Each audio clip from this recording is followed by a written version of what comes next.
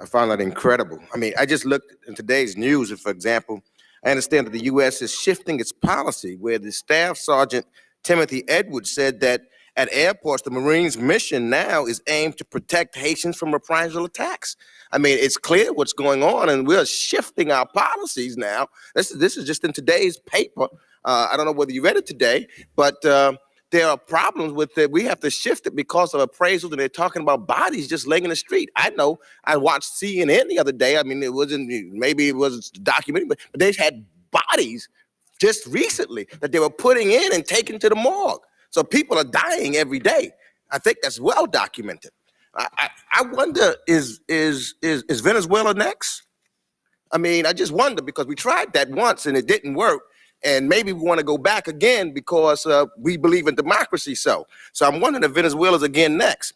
Let me ask you, I think that it is clear, and I wonder what's the most important thing here. It's clear to me, and I think it's clear to all, that you and the administration, for whatever the reason, you didn't like Aristide. Now, I wonder what becomes more important. Is it an individual or is it an institution of government that is important in the lives of the people, the 8 million people that happen to live in Haiti? The most important thing, the saving of lives of Haitians. Now, if in fact you have a policy that's just based upon who you like and dislike in regards to who heads the country and does not, and you make those decisions, then I wonder why we even went through the charade of saying that we agree with, first, the bishops. When they came together, they had an agreement and they wanted to sit down and get both parties together so that we can stop some atrocities. Why would we even say that we agree with that? Why would we even say that we agree with the CARICOM agreement? If in fact we weren't serious about trying to get two sides to the table to negotiate an agreement. We know an agreement cannot be had by one side. You need two sides at the table. And if in fact we wanted, why would we even say we wanted a diplomatic relationship? Based upon everything that I've heard here, you're saying that your minds were made up before CARICOM, before anything else. You didn't want a diplomatic relationship, a diplomatic conclusion to this problem. You wanted to just get rid of Aristide. That was the objective, not the preservance of a democracy. The objective seems to me that's clear that was it, just get rid of the head of state. You indicated in your testimony that we do not need to we don't put American lives at risk to save a government. But right now, by not trying to save a government, we're going to put American lives at stake because we've got rebels and criminals and hoods that are controlling the streets.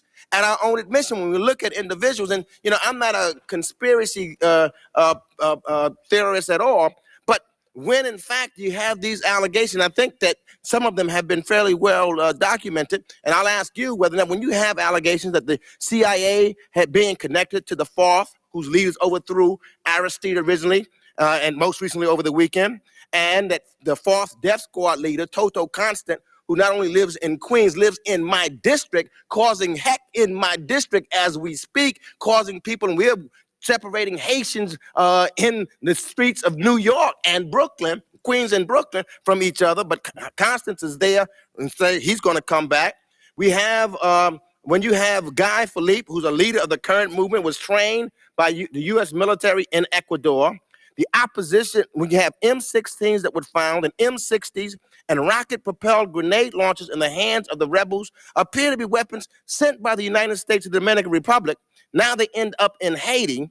You have a situation, as I said, where the U.S. did not really back the CARICOM peace plan at all, but they claim that they backed it after the Congressional Black Caucus prodded the administration to say it. Then, I would ask, and I can go on, and I can bring out allegation after allegation, but I would like to know, and then you also have the all sorts of figures who are coming out of the woodwork to rule in Haiti. Guy Philippe, now here Baby Doc is coming back, Danny Toussaint.